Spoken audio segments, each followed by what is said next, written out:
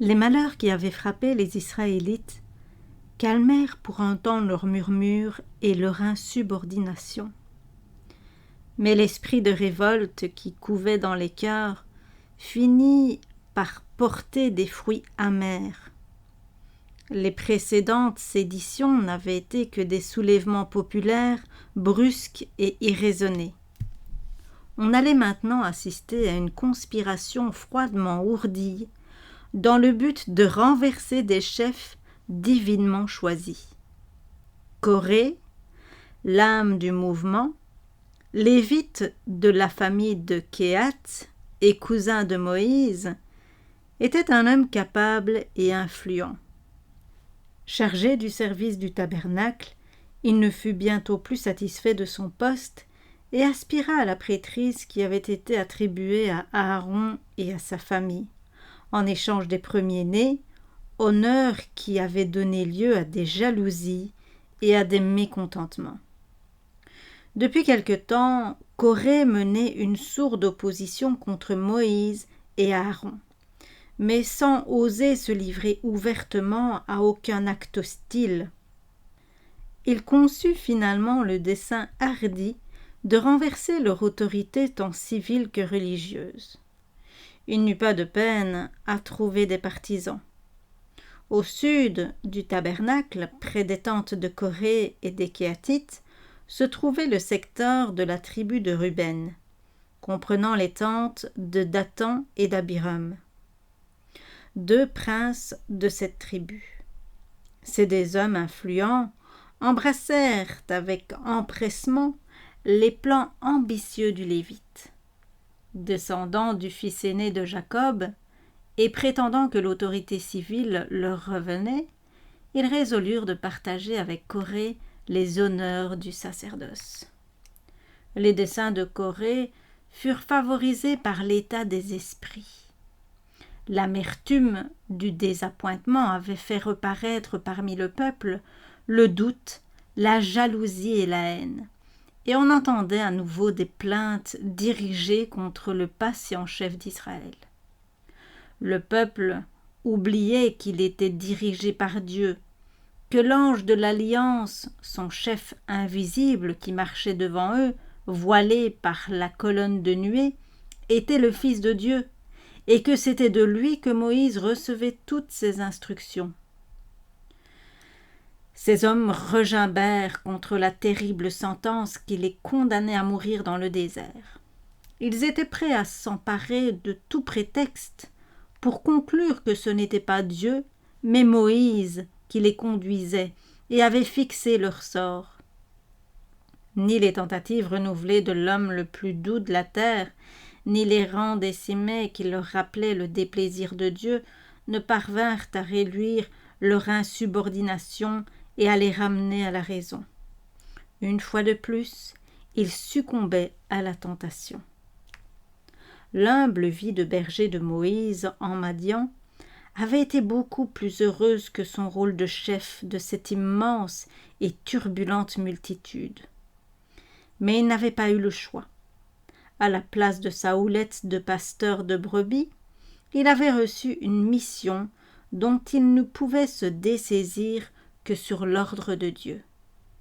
Celui qui lit les desseins des cœurs et qui connaissait les projets de Coré et de ses affidés avait donné à son peuple des avertissements et des instructions qui auraient dû le mettre en garde contre les trames des conspirateurs. À la suite des plaintes de Marie contre son frère, le peuple avait vu cette femme frappée d'un jugement divin. L'Éternel avait déclaré que Moïse était plus grand qu'un prophète. « Je lui parle face à face », avait-il dit.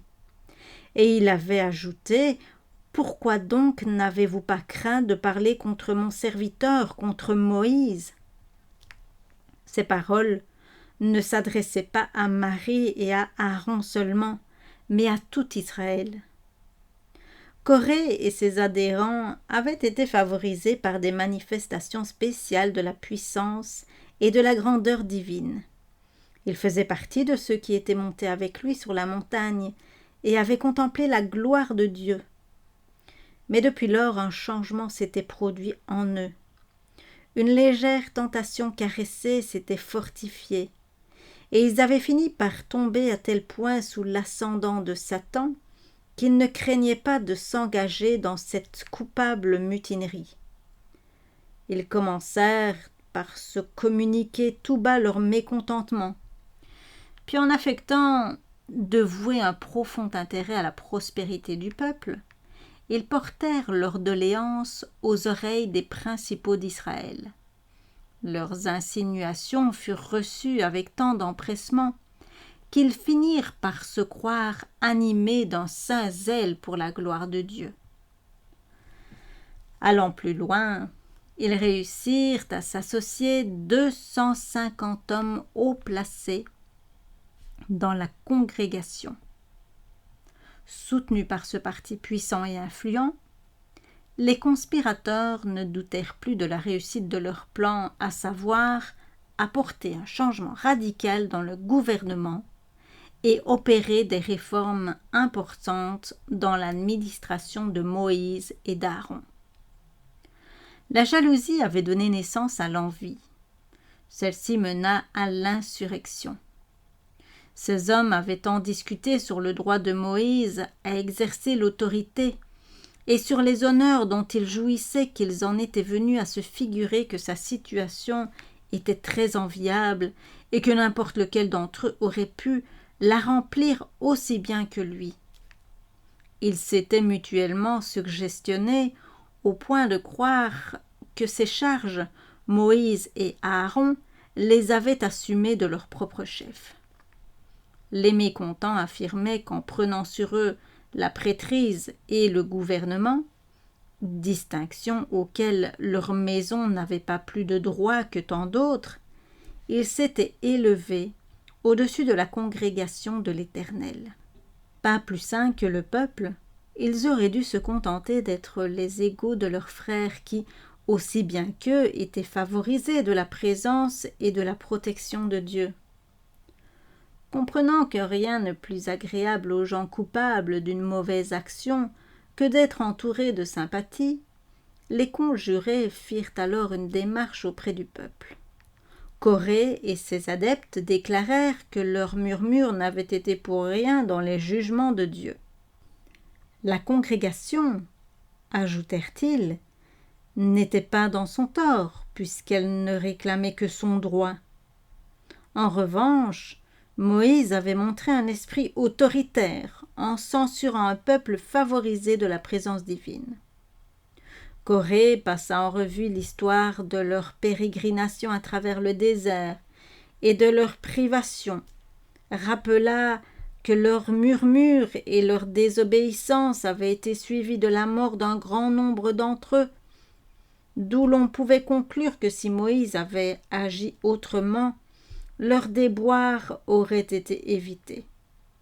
Il était donc responsable de leur malheur, et s'ils n'entraient pas au pays de Canaan, c'était la faute de la mauvaise administration de Moïse et d'Aaron.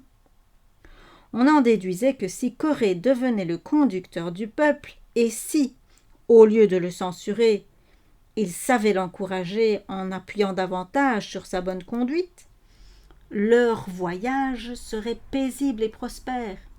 Au lieu d'errer dans le désert, ils pourraient marcher directement vers la terre promise. Jamais l'union entre les éléments discordants de la multitude n'avait été si complète. Les succès que Corée remportait auprès du peuple augmentaient sa confiance et le confirmaient dans son idée que si l'usurpation de Moïse demeurait impunie, elle serait fatale aux libertés d'Israël.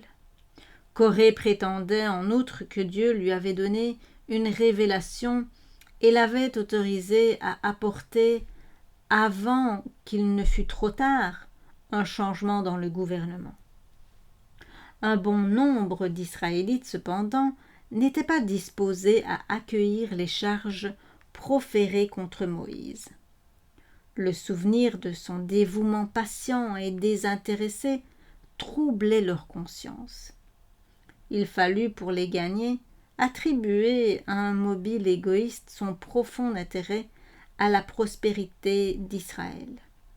À cet effet, on exhuma une vieille accusation, à savoir que Moïse avait amené Israël dans le désert pour l'y faire périr et le dépouiller. Jusqu'ici, tout s'était tramé dans l'ombre.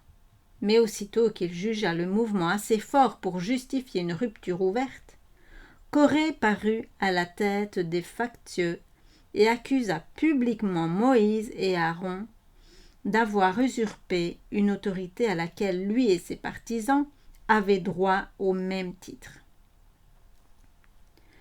Il les accusait en même temps d'avoir privé le peuple de sa liberté et de son indépendance. « C'en est assez !» disaient les insurgés, car toute l'assemblée, tous sont consacrés, et l'Éternel est au milieu d'eux. Pourquoi donc vous élevez-vous au-dessus de la congrégation de l'Éternel ? Moïse n'avait pas soupçonné ce sombre complot. Aussi, quand il en vit tout d'un coup les effrayantes proportions, il se jeta sur sa face et se mit à implorer Dieu en silence.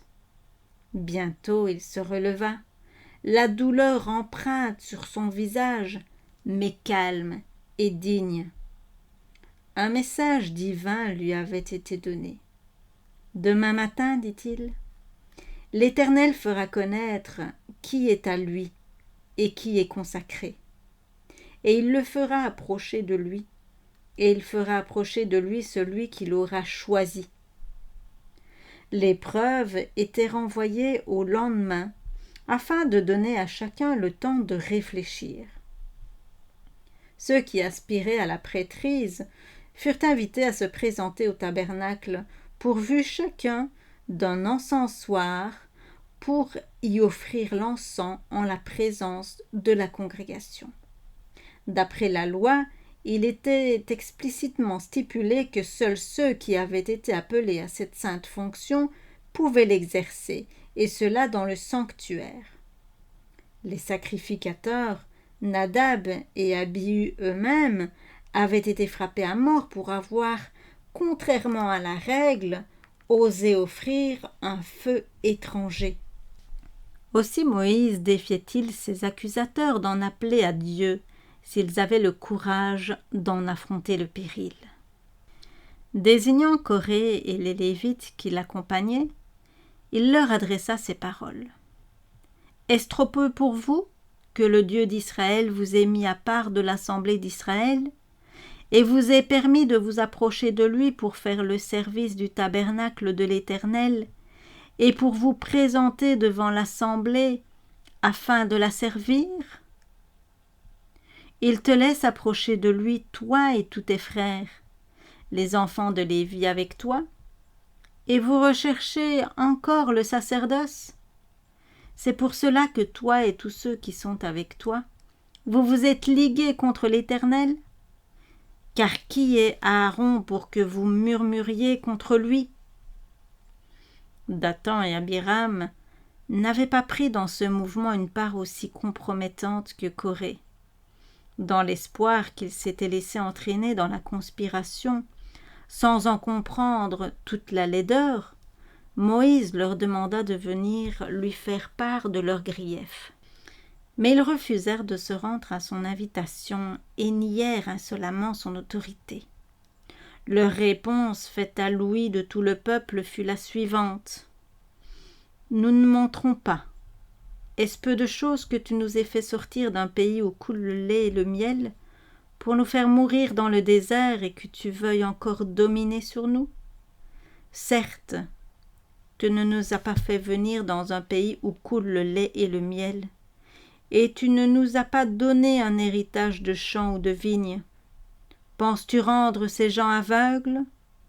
Nous ne monterons pas. » Appliquant au théâtre de leur esclavage les termes mêmes employés par Dieu pour décrire le pays promis, ils accusaient Moïse de les asservir tout en se disant inspirés d'en haut, et ils lui déclaraient qu'ils n'entendaient plus se laisser mener çà et là comme des aveugles, tantôt vers Canaan et tantôt vers le désert au gré de son ambition. Et voilà comment celui qui avait été pour eux comme un père, comme un berger patient, devenait à leurs yeux le pire des tyrans et des usurpateurs. Exclus de Canaan par leur propre faute, ils en rejetaient le blâme sur Moïse. Bien que les sympathies du peuple soient nettement acquises aux mécontents, Moïse ne cherche pas à se justifier. Devant toute l'assemblée, il en appelle solennellement à Dieu comme témoin de la pureté de ses motifs et de la droiture de sa conduite. Le lendemain, Corée à leur tête, les 250 princes se présentèrent au tabernacle avec leur encensoir. On les fit entrer dans le parvis, tandis que le peuple s'attroupait alentour pour attendre le résultat de l'épreuve. Ce n'était pas Moïse, mais les rebelles qui, dans leur aveuglement, avaient invité la multitude à être témoins de la victoire de Corée, qui se croyait plus que jamais sûr de l'emporter sur Aaron. Alors, la gloire de l'Éternel apparut à toute l'assemblée. Puis le Seigneur parla à Moïse et à Aaron. « Séparez-vous du milieu de cette assemblée, leur dit-il, et je les consumerai en un instant. » Mais ils tombèrent sur leur visage et dirent « Ô Dieu des esprits de toute chair, un seul homme a péché, et tu t'irriterais contre toute l'assemblée. » Corée s'était retiré de l'assemblée pour rejoindre Dathan et Abiram. Moïse, accompagné des 70 anciens, alla donner un dernier avertissement aux hommes qui la veille avaient refusé de se rendre à son appel. Comme la multitude le suivait, il se tourna vers elle et lui dit « Éloignez-vous maintenant des tentes de ces hommes pervers, et ne touchez à rien qui leur appartienne, de peur que vous ne périssiez pour tous leurs péchés. » Sous l'impression d'une catastrophe imminente, le peuple obéit. Abandonnés de ceux qu'ils savaient tromper, les chefs de la révolte ne perdirent cependant rien de leur audace. Debout à la porte de leur tente, entourés de leur famille, ils avaient l'air de défier l'avertissement divin. Alors, à l'ouïe de toute l'assemblée, Moïse fit entendre ce message de la part du Dieu d'Israël. « À ceci, vous connaîtrez que l'Éternel m'a envoyé et que je n'ai rien fait de moi-même. Si ces gens-là meurent comme meurent tous les hommes, s'ils subissent le sort commun à tous les hommes, l'Éternel ne m'a point envoyé. Mais si l'Éternel accomplit un prodige tout nouveau, si la terre s'en trouve et les engloutit avec tout ce qui leur appartient, s'ils descendent vivants dans le séjour des morts, vous reconnaîtrez qu'ils ont méprisé l'Éternel. » En proie à une profonde émotion, tout Israël avait les yeux fixés sur Moïse. À peine celui-ci avait-il cessé de parler que la terre ferme s'ouvrait et que les rebelles et leurs familles, avec tout ce qui leur appartenait, étaient engloutis dans le gouffre béant. Le peuple terrifié, conscient d'avoir participé au mal, prit la fuite. Ce n'était pas tout. Un feu sortit de la nuée et consuma les 250 princes qui avaient offert le parfum.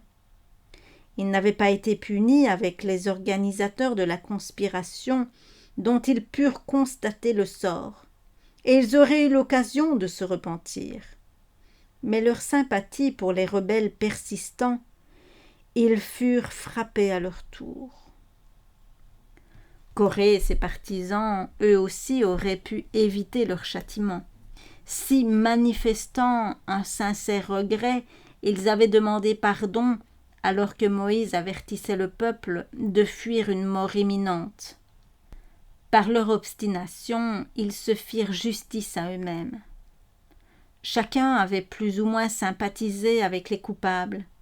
L'assemblée entière qui avait participé à leur péché venait de recevoir des preuves accablantes de son erreur et de l'innocence de Moïse. Une intervention venue d'en haut avait arrêté l'insurrection. À cette heure encore, le peuple répondant aux appels de la miséricorde pouvait être sauvé. Dans sa grande compassion, le Fils de Dieu, l'ange qui marchait devant eux, frappait patiemment à la porte de leur cœur et s'efforçait de les préserver de la destruction. Dieu faisait une distinction entre les auteurs de la révolte et leurs victimes. Reconnaissant l'erreur de Corée, le peuple devait accepter la sentence qui le condamnait à mourir dans le désert. Mais il ne voulait pas se soumettre à ce châtiment. Il persistait à croire que Moïse les avait trompés. Tout en fuyant devant le gouffre béant ouvert devant Corée, les Israélites avaient conservé dans leur cœur l'effet de ces flatteries et persistaient à espérer qu'un nouvel ordre de choses allait s'établir, une ère où la louange remplacerait la censure et où le bien-être succéderait à la lutte et aux contrariétés. Ce soir-là, Israël avait regagné ses tentes terrifié, mais non repentant. Les hommes qui venaient de périr lui avaient adressé tant de paroles agréables et professé à son égard tant d'intérêt et de bonté qu'on persistait à voir en ces gens des hommes excellents que Moïse avait fait disparaître. Non seulement on insultait Dieu en rejetant ses fidèles représentants, mais on conspirait leur mort, et l'on ne voyait aucune nécessité de demander pardon au Seigneur de cet énorme péché. Au lieu de passer cette nuit de grâce à se confesser et à se convertir, la foule chercha quelque moyen de résister aux preuves qui lui avaient été données de sa culpabilité. Satan, qui était sur les lieux, pervertissait son jugement et l'aveuglait sur le chemin de la destruction. Au cri des révoltés, descendus dans les entrailles de la terre, tout Israël s'était enfui en proie à une terreur panique en s'écriant « Prenons garde que la terre ne nous engloutisse !» Mais dès le lendemain, toute l'assemblée des enfants d'Israël murmura contre Moïse et contre Aaron en disant « Vous avez fait mourir le peuple de l'Éternel. » Ils étaient prêts à se livrer à des actes de violence contre leurs conducteurs dévoués et désintéressés quand au même moment, la gloire divine apparut dans la nuée au-dessus du tabernacle. Une voix se fit entendre qui dit à Moïse et à Aaron « Éloignez-vous du milieu de cette assemblée et je les consumerai en un instant. » Fort de son bon droit, loin de s'enfuir et d'abandonner la congrégation à son sort au milieu de la catastrophe, Moïse reste, berger fidèle, immobile, auprès du troupeau qui lui a été confié.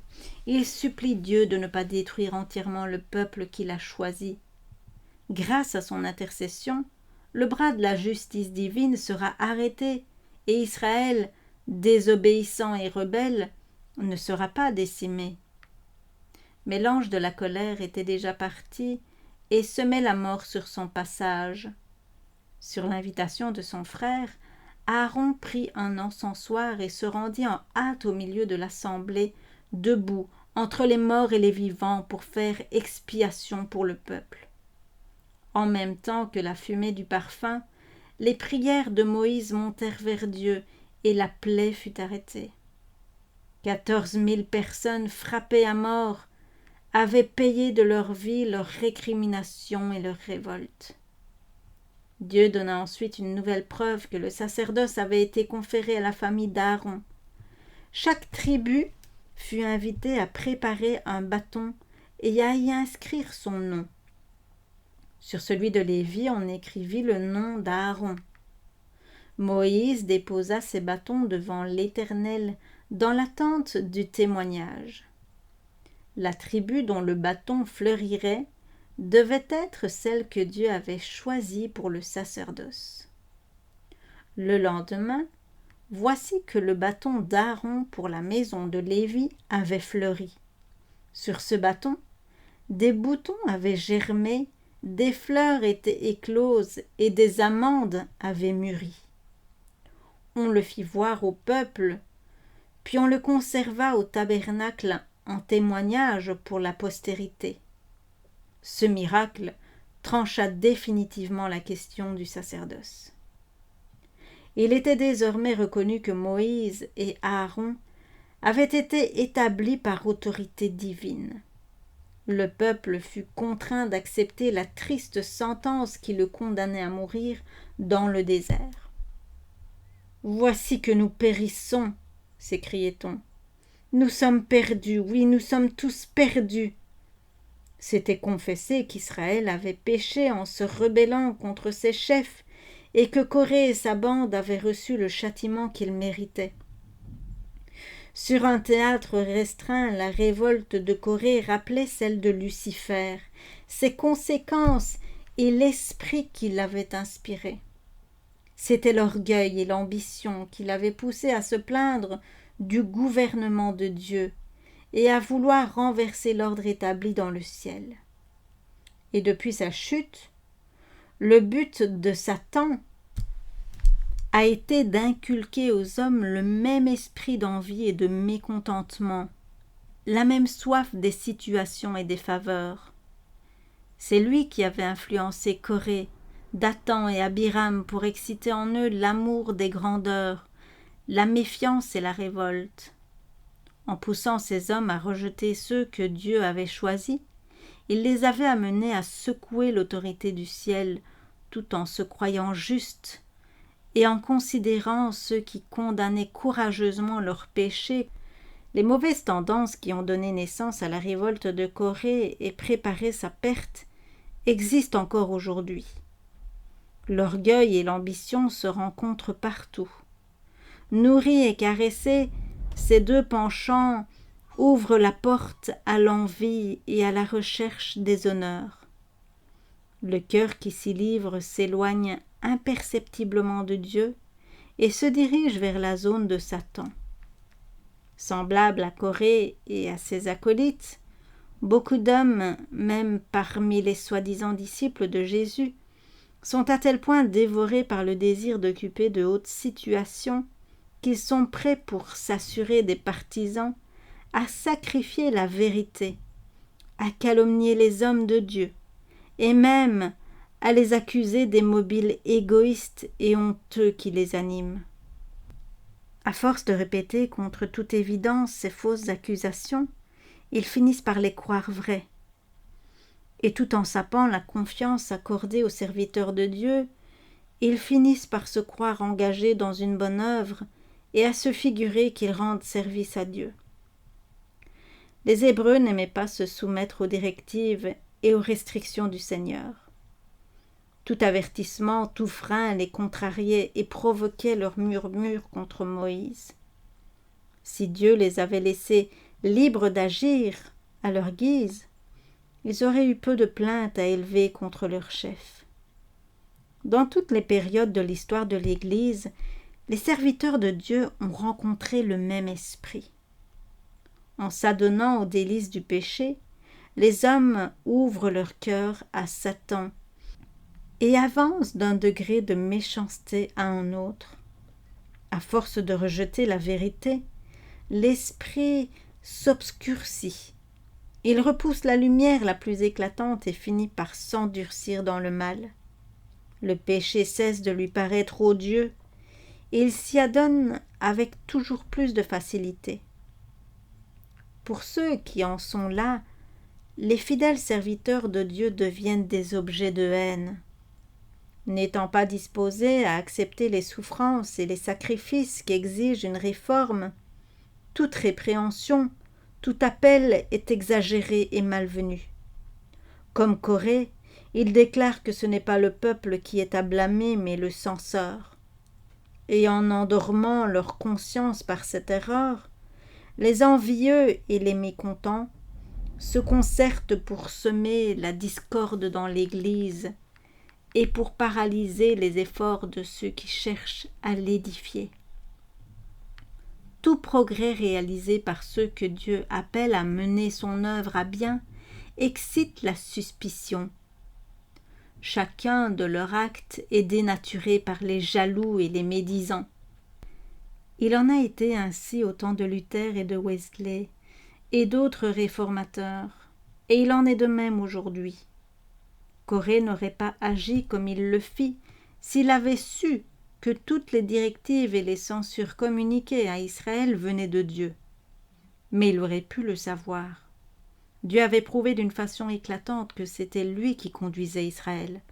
Seulement, Corée et ses affiliés rejetèrent la lumière jusqu'au point où les manifestations les plus aveuglantes de la part de Dieu ne purent plus les convaincre et ils les attribuèrent alors à l'influence humaine ou à la puissance satanique. Le lendemain de la disparition de Corée et de ses partisans, le peuple fit la même chose lorsqu'il se mit à dire « Vous avez fait mourir le peuple de l'Éternel ». En face d'une preuve incontestable du déplaisir de Dieu, à savoir la destruction des hommes qui les avaient séduits, ils osèrent déclarer que c'était par le pouvoir de Satan que Moïse avait fait mourir ces hommes justes et intègres. C'est ce qui scella leur destinée. Ils avaient commis le péché contre le Saint-Esprit, péché par lequel le cœur de l'homme s'endurcit définitivement contre l'influence de la grâce divine. Si quelqu'un parle contre le Fils de l'homme, dira Jésus, il lui sera pardonné.